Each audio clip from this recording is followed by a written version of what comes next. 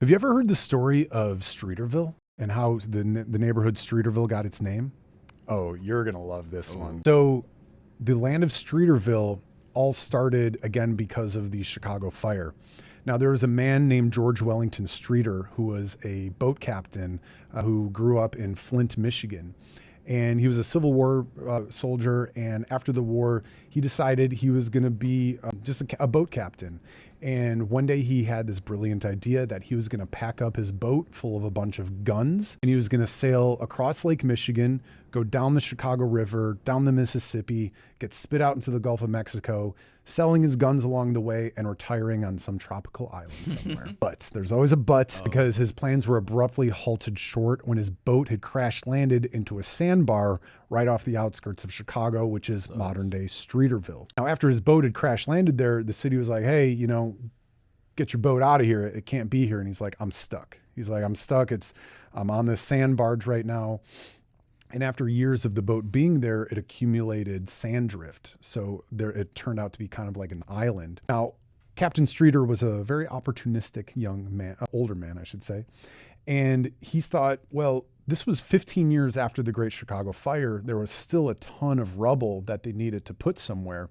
So he had this brilliant idea. He told all the construction companies, hey, you could just dump all of your rubble right up here next to my boat for just a tiny little fee. So he made money off of people dumping the rubble inside of there and eventually created the district of Streeterville. Now, what did he do with all those guns that he had? He started his own militia, his own private military force, in a sense, to protect the land. The story is that he forged some signatures. He said that he bought the land from the Native Americans fair and square, which probably wasn't real. It wasn't real. And so the story goes is that, you know, they tried kicking him out a ton of times. And Captain Streeter, he was told by the Chicago mayor, the governor of Illinois, and the president of the United States, get out of here. You can't do this. What did he do? He pulled up a map of Chicago. He pointed to exactly where he was at on the map, which from the map was Lake Michigan. He said, I am not in Chicago. I'm therefore out of your jurisdiction. And you can call me the, was it the president of Streeterville?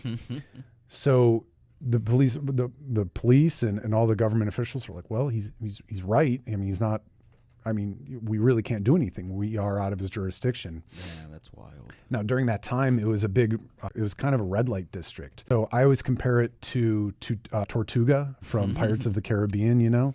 And it was just like that. There were brothels and gambling rings and a place to go get hooch. You could buy alcohol and beers there. And again, there were a lot of legal and gun battles trying to get him out. His militia would fight him off. When people didn't have guns to fight off the authorities, they would dump boiling hot water on them to try to get him out. And you got to think about this too, man. This was, again, 15 years after the fire. So all these people who lost all of their homes were looking for a place to restart again.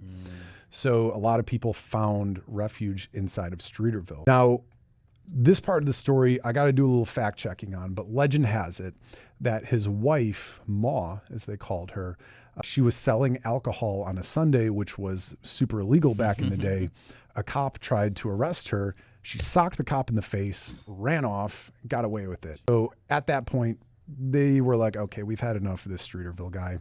And later on, they eventually busted Captain Streeter, not for starting that big wasteland, not for giving all the homeless people guns. They busted him for selling alcohol on a Sunday. Welcome to Chicago, where all of the biggest criminals get busted for crimes other than their major ones. It's like Al Capone, right? Al Capone tax evasion. That's the only thing they can pin him on. So modern day Streeterville is the most expensive neighborhood in the entire city of Chicago, and it's one of the top 5 most expensive neighborhoods in the entire nation. Jesus. Again, all built on a shanty town. And right now it's, the most expensive. And what's cool about it too is they did have a different name for it, but Chicagoans really loved the lure of George Streeter. So they adapted the name Streeterville as the neighborhood. And there's actually a statue of George Wellington Streeter right in front of the Yolk restaurant over in the Streeterville neighborhood. It's one of my favorite statues of the city.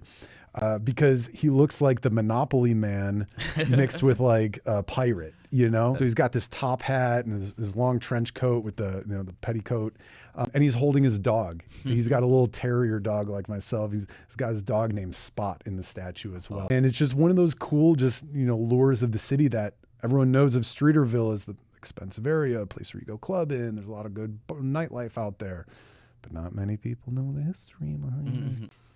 That's absolutely one of my favorite stories of Chicago. It's one of those cool stories that really kind of defines Chicago. Is you have a lot of people who are very opportunistic when they come here. They might not be born and raised here, but when they come here, they're opportunistic and they make a name for themselves. And he was definitely one of those guys who really paved the way for it. And what's interesting too is when you look at a map of Chicago, or even when you're driving on Lakeshore Drive, that strip right over by like Oak Street Beach where it kind of jets out around, all of that area was Streeterville, all because of his landfill, that area north of Navy Pier. I get chills thinking about it too, man.